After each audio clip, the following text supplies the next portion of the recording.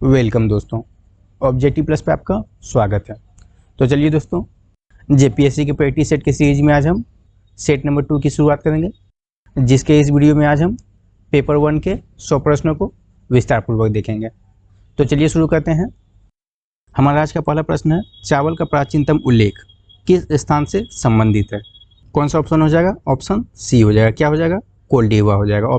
चावल का प्राचीनतम उल्लेख कोल्डिवा स्थान से संबंधित है। अगला प्रश्न है, निम्नलिखित में से कौन सा युग्म सुमेलित नहीं है? तो चलिए देखते हैं कौन सा सुमेलित नहीं है। एक तरफ स्थान दिया गया है, दूसरी तरफ उसका उत्खननकर्ता दिया गया है। चलिए देखते हैं, ऑप्शन ए में दिया गया है धोलावीरा, जिसका उत्खननकर्ता कौन हो जाएगा? क्या हो जाएगा? आर.एस. बिष्ट, जो बिल्कुल सही है दोस्तों। इसका उत्खनन किस ईस्वी में हुआ था? 1990 से 1991 ईस्वी में। और ये धोलावीरा कहाँ पे है? गुजरात के कच्छ जिला में।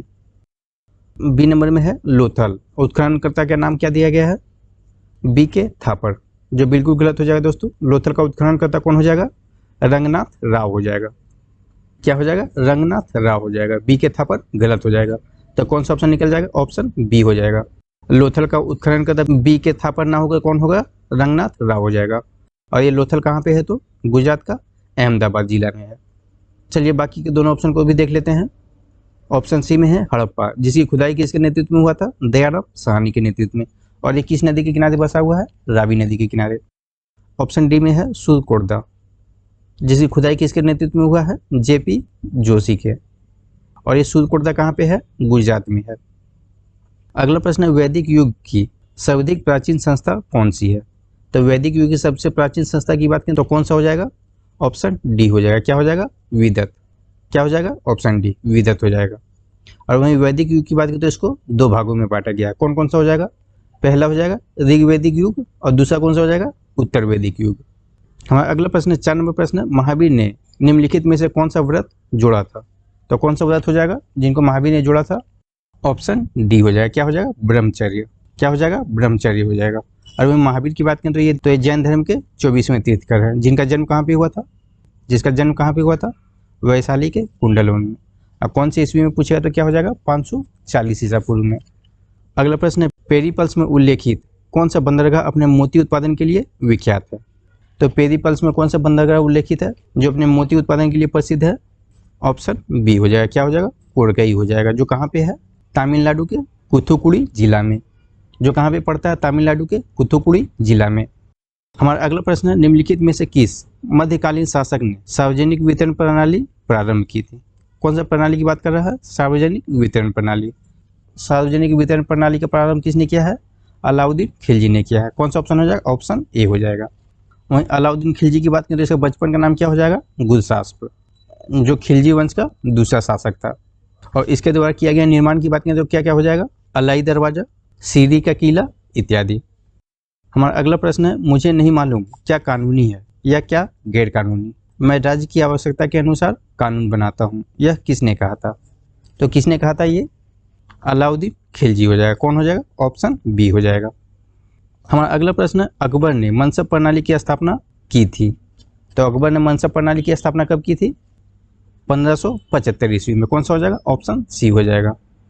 और वहीं मनसब प्रणाली की बात करें तो ये क्या हो जाएगा? जिसके अंतर्गत सिपाहियों का पद, उसका वेतन और उनके शक्ति का निर्धारण किया जाता था। अगला प्रश्न है, बाबर की आत्मकथा तुजुक ए बाबरी किस भाषा में लिखी गई है? तो कौन सा भाषा में हो जाएगा? तुर्की भाषा में। ऑप्शन ए हो जाएगा। क्या हो जाएगा? ऑप्शन ए, जिसको बाद में अकबर ने 1883 ईस्वी में इसका अनुवाद फारसी भाषा में करवाया था। और किसे करवाया था? अब्दुल रहीम खान खाना से। हमारा अगला प्रश्न है, 1924 का बंगाल का ताशकंद आंदोलन निम्न में से किसके विरुद्ध था? तो कौन सा हो जाएगा? मंदिरों में भ्रष्टाचार के विरुद्ध। ऑप्शन ए हो जाएगा। क्या हो जाएगा? मंदिरों में भ्रष्टाचार, जिसका नेतृत्व किसने किया था? स्वामी सच्चिदानंद ने, जिन्होंने अपना गिरफ्तारी देकर इसका विरोध जताया था। और बाद में इस आंदोलन का कमान किसने संभाला था? देशबंधु चित्तरंजन दास।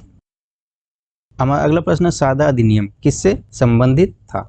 तो किससे संबंधित था सादा अधिनियम? ऑप्शन ए हो जाएगा। क्या हो जाएगा? भारतीय विवाह व्यवस्था।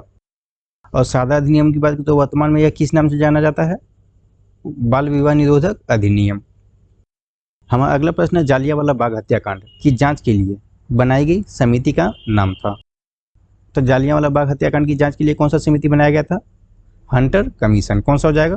हंटर कमीशन हो जाएगा, ऑप्शन बी हो जाएगा। और ये जालियांवाला बाग हत्याकांड कब हुआ था? 13 अप्रैल 1919 ईस्वी में। और कहाँ पे? तो पंजाब के अमृतसर में। हमारा अगला प्रश्न है, भारत का अंतिम वायसराय था। तो भारत का अंतिम वायसराय कौन हो जाएगा? लॉर्ड माउंटबेटन, ऑप्शन बी हो जाएगा। क्या हो जाएगा? लॉर्ड माउंटबेटन हो जाएगा।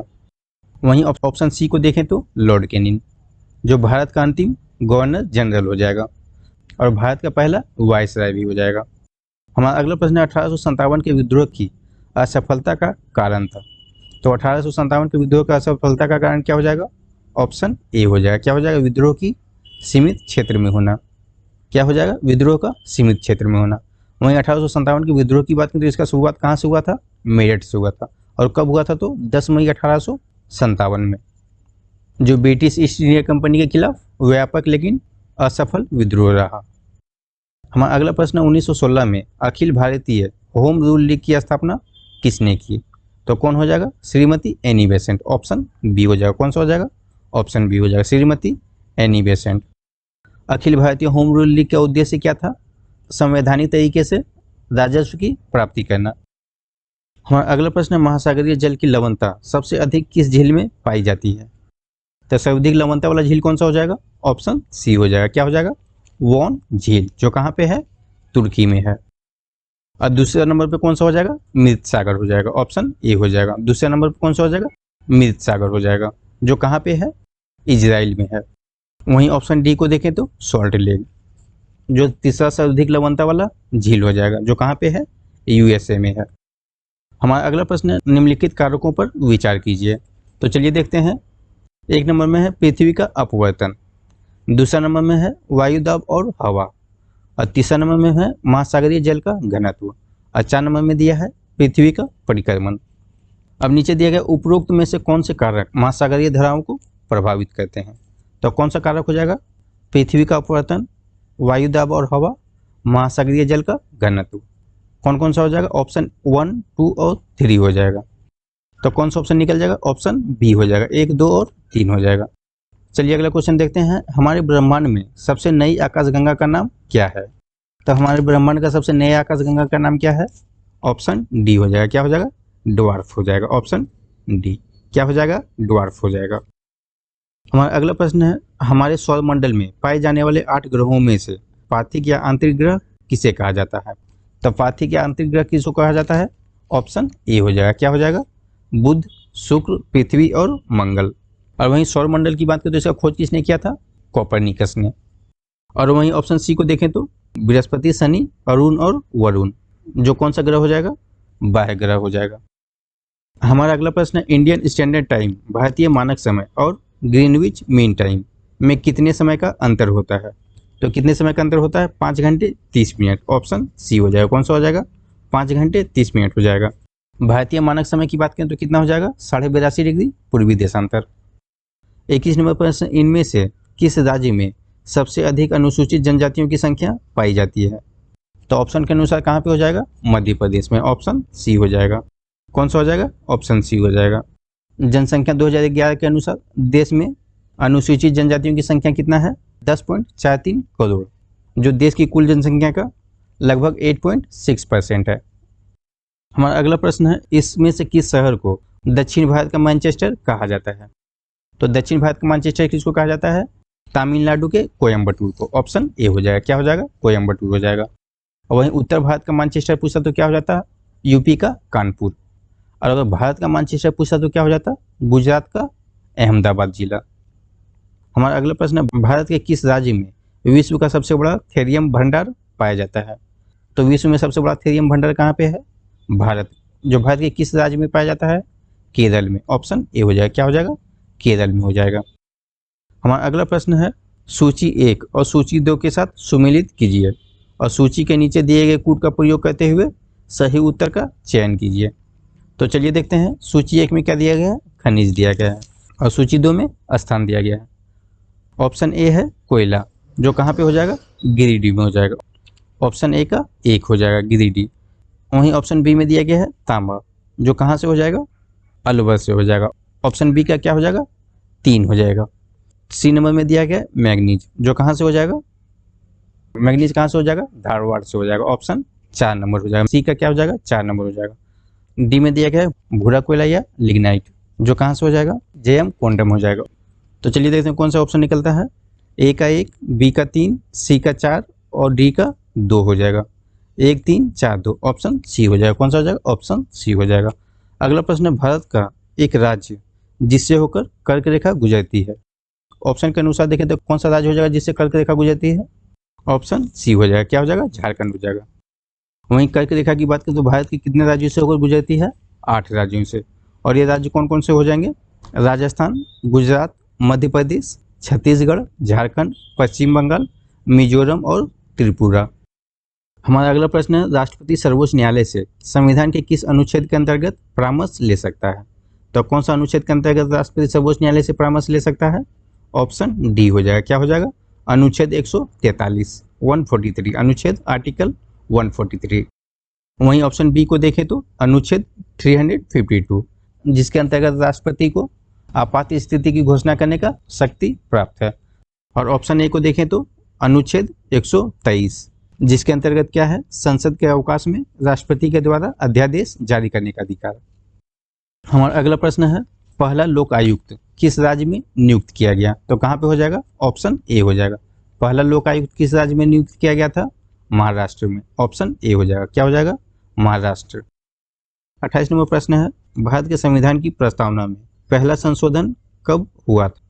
तो कब हो जाएगा, 1976 ईस्वी में। जो कौन सा संशोधन था, 42वां संविधान संशोधन, जो कब हुआ था, 1976 ईस्वी में।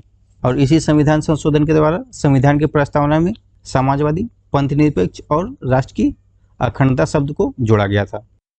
अगला प्रश्न, बलवंत राय मेहता समिति की संस्तुति पर पंचायती राज व्यवस्था सर्वप्रथम किन राज्यों में प्रारंभ की गई।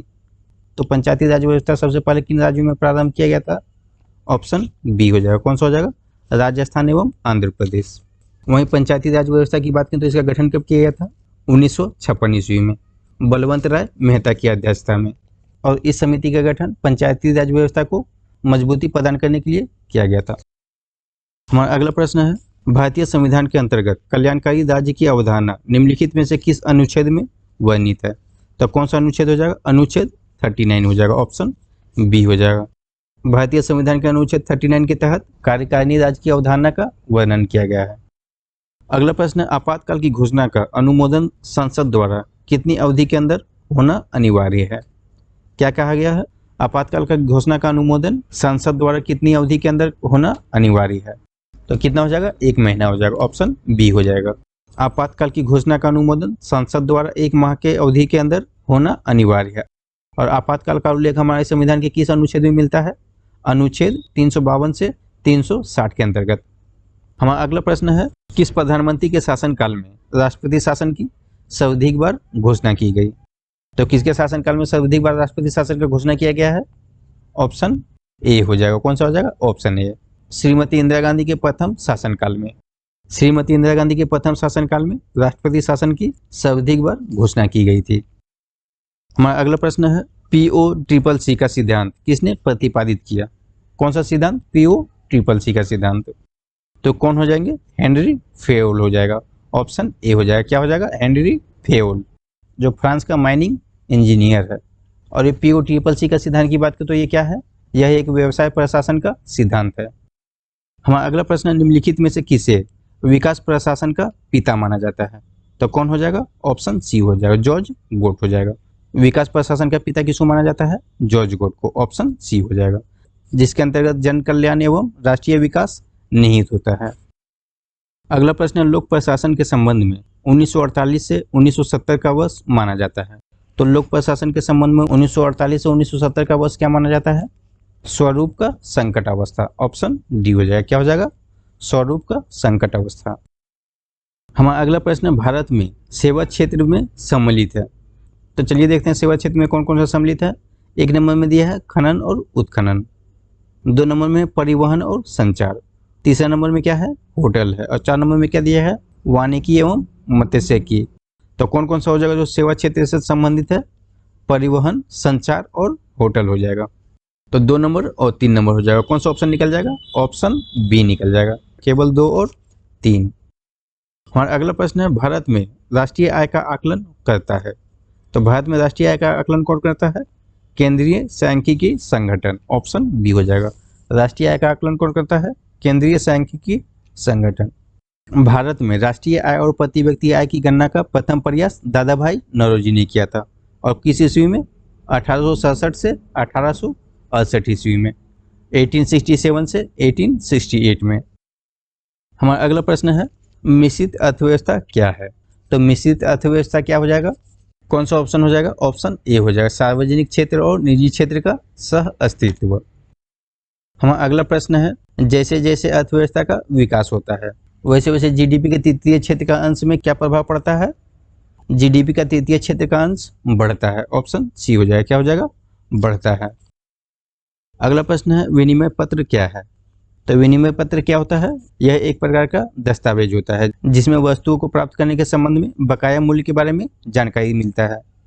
तो कौन सा ऑप्शन हो जाएगा? ऑप्शन ए हो जाएगा। क्या हो जाएगा? यह एक प्रकार का दस्तावेज है जो वस्तुओं को प्राप्त करने के एवज में बकाया मूल्य के बारे में जानकारी देता है। हमारा अगला प्रश्न है भारत में नियोजित अर्थव्यवस्था आधारित है। तो भारत की नियोजित अर्थव्यवस्था किस पर आधारित है? क्या हो जाएगा? ऑप्शन डी हो जाएगा। क्या हो जाएगा? मिश्रित अर्थव्यवस्था पर। निम्नलिखित में कौन सा भारत निर्माण योजना के अवयव है? तो कौन सा हो जाएगा? चलिए देखते हैं। एक नंबर में है ग्रामीण स्वच्छता, 2 नंबर में दिया गया है ग्रामीण संयोजकता, और 3 नंबर में है ग्रामीण उद्योग, 4 नंबर में है ग्रामीण आवास। तो इसमें से कौन सा हो जाएगा जो भारत निर्माण योजना के अवयव है? ऑप्शन 2 और 4 हो जाएगा। क्या हो जाएगा? ग्रामीण संयोजकता और ग्रामीण आवास। कौन सा ऑप्शन निकल जाएगा? ऑप्शन ए निकल जाएगा। चलिए अगला क्वेश्चन देखते हैं। मानव विकास सूचकांक के अंतर्गत आते हैं साक्षरता दर, जन्म के समय आयु संभावित, तथा कौन सा हो जाएगा? वास्तविक क्रय शक्ति पर प्रति व्यक्ति सकल देशी उत्पाद, ऑप्शन बी हो जाएगा। क्या हो जाएगा? वास्तविक क्रय शक्ति पर प्रति व्यक्ति सकल देशी उत्पाद। हमारा अगला प्रश्न है निम्नलिखित में से कौन सा मानवीय विकास सूचकांक का तत्व नहीं है? तो मानव विकास सूचकांक का तत्व कौन सा नहीं है इसमें से? ऑप्शन बी हो जाएगा। क्या हो जाएगा? शिशु मृत्यु दर, जो मानव विकास सूचकांक का हिस्सा नहीं है। हमारा अगला प्रश्न है हरित सूचकांक किसके द्वारा विकसित किया गया था? तो हरित सूचकांक किसके द्वारा विकसित किया गया था? ऑप्शन ए हो जाएगा। क्या हो जाएगा? विश्व बैंक का पर्यावरणीय एवं सामाजिक स्थिरता विकास प्रभाव। अगला प्रश्न डॉक्टरों द्वारा मरीजों के उदर के अंदर प्रशिक्षण एंडोस्कोप द्वारा किया जाता है, जो निम्न में से किस सिद्धांत पर कार्य करता है? तो एंडोस्कोप कौन से सिद्धांत पर कार्य करता है? प्रकाश का पूर्ण आंतरिक परावर्तन के सिद्धांत पे, ऑप्शन सी हो जाएगा। क्या हो जाएगा? प्रकाश का सकल आंतरिक परावर्तन। 47 नंबर में निम्नलिखित में से कौन सा युग्म सुमेलित नहीं है? तो चलिए देखते हैं कौन सा सुमेलित नहीं है। जेम्स वाट ने किसका आविष्कार किया था? वाष्प इंजन का, बिल्कुल सही हो जाएगा। अगला दिया है अलेक्जेंडर ग्राहम बेल, जिसने किसका आविष्कार किया था? टेलीफोन का, ये भी सही हो जाएगा। सी नंबर में है जे.एल. बेयर्ड, जिसने टेलीविजन का आविष्कार किया था, ये भी सही हो जाएगा। 4 नंबर में दिया गया है जे. पार्किंस, पेनिसिलिन, ये गलत हो जाएगा दोस्तों। पेनिसिलिन का आविष्कार किसने किया था? अलेक्जेंडर फ्लेमिंग ने, और किस ईस्वी में किया था? तो 1928 ईस्वी में। और पेनिसिलिन क्या है? यह एक प्रकार का एंटीबायोटिक है। अगला प्रश्न है निम्नलिखित कथनों में से कौन से सही है? तो चलिए देखते हैं कौन सा सही है। मानव शरीर में पूर्विक या फीमर सबसे लंबी अस्थि है, बिल्कुल सही हो जाएगा। जो कहाँ पे पाया जाता है? जो हमारे जांघ में पाया जाता है। अगला प्रश्न है हैजा रोग जीवाणु द्वारा होता है, ये भी सही हो जाएगा। 3 नंबर में दिया है एथलीट फुट रोग जीवाणु के द्वारा होता है, बिल्कुल गलत हो जाएगा दोस्तों। एथलीट फुट किसके कारण होता है? कवक के कारण होता है। तो इसमें से कौन कौन सा सही है? ऑप्शन सी हो जाएगा। कौन कौन सा सही है? 1 और 2 सही है। हमारा अगला प्रश्न है निम्नलिखित में से कौन सा तत्व पौधे के विकास के लिए आवश्यक नहीं है? तो कौन सा हो जाएगा? सोडियम हो जाएगा, जो पौधे के विकास के लिए आवश्यक नहीं है। दिए गए विकल्पों में से सोडियम तत्व पौधे के विकास के लिए आवश्यक नहीं है। अगला प्रश्न है गर्म रुधिर वाले जंतु वे होते हैं जो अपने शरीर का तापमान को हमेशा एक जैसा बनाए रखते हैं, ऑप्शन सी हो जाएगा। अगला प्रश्न है लौंग क्या है? तो लौंग क्या हो जाएगा? एक बंद कलियां, ऑप्शन सी हो जाएगा। क्या हो जाएगा? बंद कलियां हो जाएगा, जिसका उपयोग किस रूप में किया जाता है? मसाले के रूप में। हमारा अगला प्रश्न है फसल चक्र विधि का क्या लाभ नहीं है? तो ऑप्शन के अनुसार कौन सा हो जाएगा जो जिसमें फसल चक्र विधि से कोई लाभ नहीं होता है? ऑप्शन डी हो जाएगा। प्रति व्यक्ति उत्पादन से न्यूनतम आय, प्रति व्यक्ति उत्पादन से न्यूनतम आय। वहीं फसल चक्र विधि की बात करें तो इससे मिट्टी की उर्वरता में बढ़ोतरी होती है। हमारा अगला प्रश्न है, हाल ही में विकसित टर्मिनेटर तकनीक का उपयोग हुआ है। तो टर्मिनेटर तकनीक का उपयोग किसमें हुआ है? कपास में। ऑप्शन बी हो जाएगा। क्या हो जाएगा? कपास में हो जाएगा। 54 नंबर प्रश्न है, गेहूं में कर्नाल बंट होता है। तो गेहूं में कर्नाल बंट नामक रोग किसके कारण होता है? फफूंदी के कारण। ऑप्शन बी हो जाएगा। किसके द्वारा होता है? फफूंदी के द्वारा होता है। वहीं ऑप्शन ए को देखें तो जीवाणु द्वारा। जीवाणु द्वारा गेहूं में कौन सा रोग होता है? टुंडू रोग। ऑप्शन सी को देखें तो जस्ता की कमी, जिसके कारण धान में कौन सा रोग होता है? खैरा रोग। 55 नंबर प्रश्न, अधिकतम आनुवांशिक शुद्धता होती है। अधिकतम आनुवांशिक शुद्धता किसमें होता है? ऑप्शन बी हो जाएगा। क्या हो जाएगा? प्रजनक बीज हो जाएगा। अधिकतम आनुवांशिक शुद्धता प्रजनक बीज में होता है। हमारा अगला प्रश्न है, कृषि मंत्रालय में डेयर कब स्थापित किया गया था? तो कब हो जाएगा? दिसंबर 1973 ईस्वी में। ऑप्शन ए हो जाएगा। क्या हो जाएगा? दिसंबर 1973 ईस्वी में। डेयर का पूरा नाम क्या हो जाएगा? Department of agriculture research and education. तो कौन सा ऑप्शन निकल जाएगा इसका? ऑप्शन ए निकल जाएगा, दिसंबर 1973 में। अगला प्रश्न है, याहू गूगल एवं एमएसएन है। याहू गूगल और एमएसएन क्या है? एक सर्च इंजन है। तो क्या हो जाएगा? ऑप्शन ए हो जाएगा, इंटरनेट साइट्स हो जाएगा। 58 नंबर है, निम्नलिखित में से कौन सी सूचना प्रौद्योगिकी शब्दावली नहीं है? तो कौन सा हो जाएगा? ऑप्शन सी हो जाएगा। क्या हो जाएगा? प्रकाश भंडारण, जो सूचना प्रौद्योगिकी शब्दावली नहीं है। अगला प्रश्न है, 59 नंबर है, विश्व का सबसे तेज कंप्यूटर कौन सा हो जाएगा? फुगाकू। कौन सा हो जाएगा? फुगाकू हो जाएगा। ऑप्शन ए हो जाएगा, जो कहाँ का है? जापान का है। हमारा अगला प्रश्न है, किस स्थान पर प्राग ऐतिहासिक काल के दुर्लभ चित्र एवं प्राकृतिक गुफाएं प्राप्त हुई है? कहाँ पे हो जाएगा? ऑप्शन बी हो जाएगा। कौन सा हो जाएगा? भवनाथपुर हो जाएगा। कहाँ पे हो जाएगा? भवनाथपुर में। ऑप्शन बी हो जाएगा। अगला प्रश्न है, किसके समय में इचाक रामगढ़ की राजधानी बना था? तो किसके समय में हो जाएगा? तेज सिंह के समय में। ऑप्शन सी हो जाएगा, तेज सिंह के समय में इचाक रामगढ़ की राजधानी बना था। अगला नंबर प्रश्न है, मुख्यमंत्री दाल भात योजना के तहत प्रति प्लेट कितने रुपए की दर से भोजन मुहैया कराया जाता है? तो कितना रुपया प्रति प्लेट हो जाएगा दाल भात योजना के तहत भोजन? ऑप्शन सी हो जाएगा। कितना हो जाएगा? 5 रुपये प्रति प्लेट। अगला प्रश्न है, ब्रिटिश द्वारा तिलका मांझी को किस सन में फांसी दी गई थी? तो कब हो जाएगा? ऑप्शन डी हो जाएगा, 1785 ईस्वी में। और कहाँ पे फांसी दिया गया था? भागलपुर का तिलका मांझी चौक पर। वहीं तिलका मांझी की बात करें तो इसका जन्म कहाँ पे हुआ था? तिलकपुर गांव में। और कब हुआ था? तो 1785 ईस्वी में। अगला प्रश्न है, किस त्योहार में 9 दिन उपवास के बाद 10वें दिन उपासक जलते कोयले पर नंगे पांव चलते हैं? कौन सा हो जाएगा? ऑप्शन सी हो जाएगा। कौन सा त्योहार हो जाएगा? मंडा हो जाएगा, जिसमें 9 दिन के उपवास के बाद 10वें दिन उपासक जलते हुए कोयले पे नंगे पांव चलते हैं। अगला प्रश्न है, पालकोट असरायनी किस जिले में स्थित है? तो कहाँ पे हो जाएगा? गुमला में हो जाएगा। पालकोट असरायनी कहाँ पे हो जाएगा? गुमला में हो जाएगा। ऑप्शन ए हो जाएगा। अगला प्रश्न है, बौद्धकालीन भद्रकाली मंदिर कहाँ स्थित है? बौद्धकालीन भद्रकाली मंदिर कहाँ पे हो जाएगा? ऑप्शन बी हो जाएगा। कहाँ पे हो जाएगा? चतरा में हो जाएगा। अगला प्रश्न है, जनसंख्या की दृष्टि से कौन सी जनजाति सर्वाधिक है?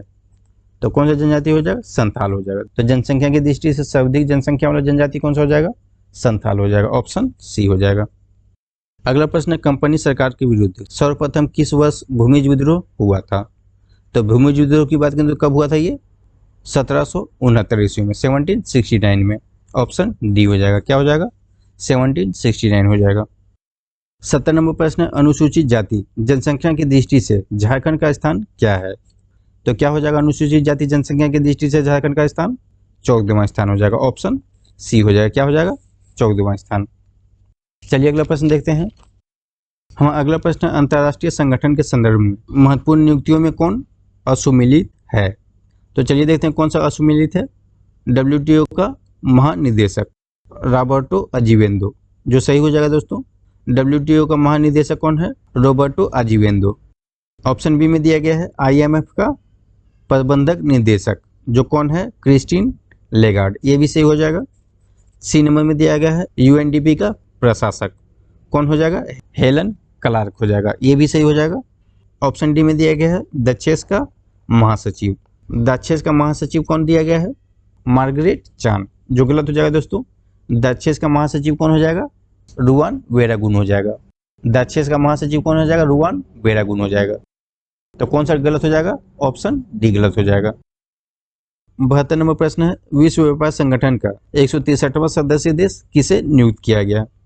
तो कौन सा हो जाएगा जो विश्व व्यापार संगठन का 163वां सदस्य बना है? ऑप्शन डी हो जाएगा। कौन सा हो जाएगा? अफगानिस्तान हो जाएगा, जो विश्व व्यापार संगठन का 163वां सदस्य बना है।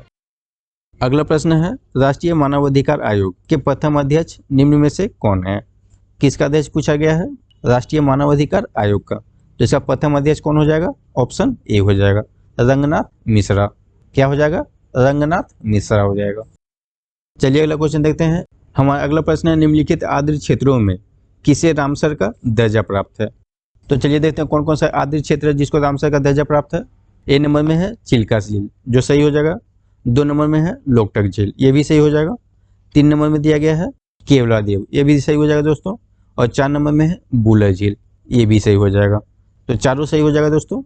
कौन सा ऑप्शन हो जाएगा? ऑप्शन डी हो जाएगा, उपरोक्त सभी। अगला प्रश्न है, निम्नलिखित में से कौन सी जैव विविधता के संरक्षण के लिए महत्वपूर्ण रणनीति है? तो जैव विविधता के संरक्षण के लिए महत्वपूर्ण रणनीति कौन सा है?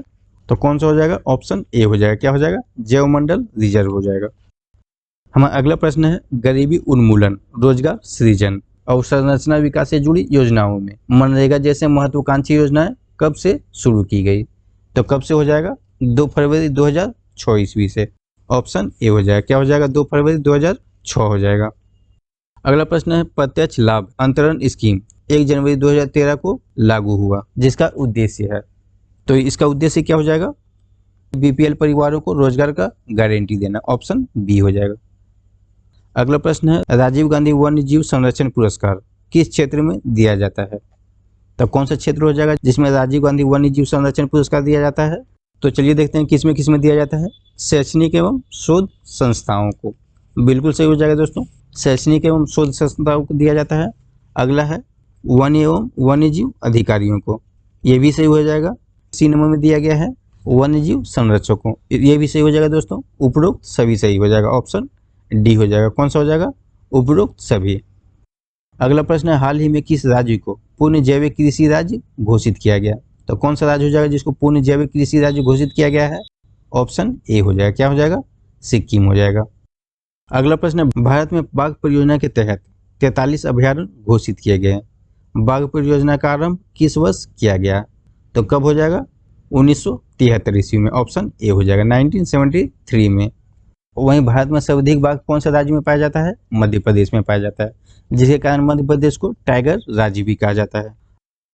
81 नंबर में है स्कूप, हाफ बॉली, सडन डेथ, बुली किस खेल से जुड़े शब्द हैं? तो कौन सा खेल से हो जाएगा? हॉकी खेल से। ऑप्शन ए हो जाएगा। क्या हो जाएगा? हॉकी खेल से हो जाएगा। अगला प्रश्न है, world wide fund for nature की स्थापना 1961 में स्विट्जरलैंड में की गई थी, जिसका उद्देश्य है। तो world wide fund for nature का उद्देश्य क्या था? पर्यावरण की रक्षा करना। ऑप्शन बी हो जाएगा। कौन सा हो जाएगा? पर्यावरण की रक्षा करना। 83 नंबर प्रश्न है, केंद्रीय औषधि शोध संस्थान कहाँ स्थित है? कौन सा संस्थान बोला गया है? केंद्रीय औषधि शोध संस्थान कहाँ पे हो जाएगा? लखनऊ में हो जाएगा। लखनऊ में और कौन कौन सा संस्थान हो जाएगा? नेशनल इंस्टीट्यूट ऑफ मेडिसिन, और क्या हो जाएगा? Central drug research institute. वहीं दिल्ली में क्या क्या हो जाएगा? मलेरिया रिसर्च सेंटर, और क्या हो जाएगा? भारतीय कृषि अनुसंधान संस्थान हो जाएगा। हमारा अगला प्रश्न है, अभी तक कुल कितने व्यक्ति को भारत रत्न से सम्मानित किया जा चुका है? तो कितना हो जाएगा? 48 हो जाएगा। ऑप्शन डी हो जाएगा। कितना हो जाएगा? 48 हो जाएगा। अभी तक कुल 48 व्यक्ति को भारत रत्न सम्मान से सम्मानित किया जा चुका है। इस पुरस्कार का शुरुआत कब से हुआ था? 1954 से, 1954 ईस्वी से। हमारा अगला प्रश्न है, कौन से भारतीय को नोबेल पुरस्कार से सम्मानित नहीं किया गया? तो ऑप्शन के अनुसार देखें तो कौन हो जाएगा जिसको नोबेल पुरस्कार नहीं मिला है? ऑप्शन डी हो जाएगा। क्या हो जाएगा? सलमान रुश्दी। हमारा अगला प्रश्न है, हाल ही में बीसीसीआई ने किस भारतीय खिलाड़ी को अपने सालाना अनुबंध से बाहर कर दिया है? तो कौन हो जाएगा? महेंद्र सिंह धोनी, जिसको हाल ही में बीसीसीआई ने अपने सालाना अनुबंध से बाहर कर दिया है। अगला प्रश्न, 71वें गणतंत्र दिवस के मौके पर मुख्य अतिथि के रूप में राष्ट्रपति जेयर मेसियस बोल्सोनारो भारत दौरे पर आए। वे किस देश के राष्ट्रपति हैं? तो जेयर मेसियस बोल्सोनारो की बात करें तो कौन से देश का राष्ट्रपति है? ब्राजील का। ऑप्शन सी हो जाएगा। अगला प्रश्न देखते हैं, राजपथ दिल्ली में गणतंत्र दिवस पर हुई परेड में पहली बार कौन से हेलीकॉप्टर को शामिल किया गया? तो कौन सा हेलीकॉप्टर हो जाएगा? ऑप्शन बी हो जाएगा। क्या हो जाएगा? चिनूक एवं अपाचे। हम अगला प्रश्न है, घड़ियाल से संबंधित कथन पर विचार करें। तो चलिए देखते हैं, घड़ियाल तेज बहाव वाली नदियों में पाई जाती है। बिल्कुल सही हो जाएगा। भारत में घड़ियाल सोन नदी, रामगंगा नदी, चंबल नदी और महानदी में पाई जाती है। ये भी सही हो जाएगा दोस्तों। अगला दिया है, उड़ीसा को घड़ियाल राज्य का दर्जा दिया गया है, जो बिल्कुल गलत हो जाएगा दोस्तों। तो कौन कौन सा ऑप्शन सही निकल जाएगा? ऑप्शन बी हो जाएगा, 1 और 2 हो जाएगा। अगला प्रश्न है, जूनियर पुरुष हॉकी विश्व कप 2021 की मेजबानी कौन सा देश करेगा? तो जूनियर पुरुष हॉकी विश्व कप 2021 का मेजबानी कौन सा देश करेगा? भारत करेगा। ऑप्शन बी हो जाएगा। अगला नंबर देखते हैं, मिस यूनिवर्स 2000 का खिताब निम्नलिखित में से किसने जीता है? तो मिस यूनिवर्स 2019 का खिताब किसको मिला है? ऑप्शन बी हो जाएगा, जोजीबिनी टुंजी, जो कहाँ की है? दक्षिण अफ्रीका की है। हमारा अगला प्रश्न है, हाल ही में भारत सरकार की ओर से शुरू किए गए भारतीय पोषण एंथम के रचनाकार कौन है? तो कौन हो जाएगा? प्रसून जोशी। ऑप्शन डी हो जाएगा। भारतीय पोषण एंथम का रचनाकार कौन हो जाएगा? प्रसून जोशी हो जाएगा। ऑप्शन डी निकल जाएगा। अगला प्रश्न है, निम्नलिखित किस राज्य में पुरुष हॉकी विश्व कप 2023 का आयोजन प्रस्तावित है? तो पुरुष हॉकी विश्व कप 2023 कौन से राज्य में होगा? उड़ीसा में। ऑप्शन सी हो जाएगा। कहाँ पे होगा? उड़ीसा में हो जाएगा। हमारा अगला प्रश्न है, निम्नलिखित में से किस फुटबॉलर ने रिकॉर्ड 36 बार प्रतिष्ठित मैगन रेपिनो बेल्डियो समारोह में सर्वश्रेष्ठ पुरुष खिलाड़ी का अवार्ड जीता है? तो कौन हो जाएगा? कौन सा हो जाएगा? ऑप्शन सी हो जाएगा, लियोनस मेसी हो जाएगा। कौन हो जाएगा? लियोनस मेसी हो जाएगा। अगला प्रश्न है, देश के सर्वोच्च साहित्य सम्मान ज्ञानपीठ पुरस्कार के लिए चयनित कवि अकियम किस भाषा के ख्यातिबद्ध रचनाकार है? तो कौन से भाषा के रचनाकार हो जाएंगे? ऑप्शन सी हो जाएगा। क्या हो जाएगा? मलयालम के। कौन सा कवि है? यकियम, जो किस भाषा के रचनाकार है? मलयालम का। हमारा अगला प्रश्न है, निम्नलिखित में से किसे भारतीय नौसेना की पहली महिला पायलट बनने का श्रेय हाल ही में प्राप्त हुआ है? तो कौन हो जाएगा? शिवांगी स्वरूप। ऑप्शन बी हो जाएगा। हमारा अगला प्रश्न है, 1986 बैच की भारतीय सिविल लेखा सेवा अधिकारी कौन है जिसे देश का 24वां महालेख नियंत्रक नियुक्त किया गया है? तो कौन हो जाएगा? सोमा रॉय बर्मन। क्या हो जाएगा? सोमा रॉय बर्मन हो जाएगा। ऑप्शन ए हो जाएगा। 98 नंबर प्रश्न है, भारत के लिए पहला मिस्टर यूनिवर्स 2019 का खिताब जीतने वाला चित्रेश नटसन किस राज्य से है? कौन है? चित्रेश नटसन, जो किस राज्य से है? केरल से हो जाएगा। तो 2019 का मिस्टर यूनिवर्स किसने जीता है? चित्रेश नटसन ने, जो कहाँ का है? केरल का है। ऑप्शन बी हो जाएगा। कौन सा ऑप्शन निकल जाएगा? ऑप्शन बी निकल जाएगा। अगला प्रश्न है, किस राज्य सरकार द्वारा हाल ही में गुटखा पान मसाला के उत्पादन और बिक्री पर पूर्ण प्रतिबंध लगा दिया गया है? तो कौन हो जाएगा? पश्चिम बंगाल। कौन सा राज्य हो जाएगा? पश्चिम बंगाल हो जाएगा। ऑप्शन डी हो जाएगा।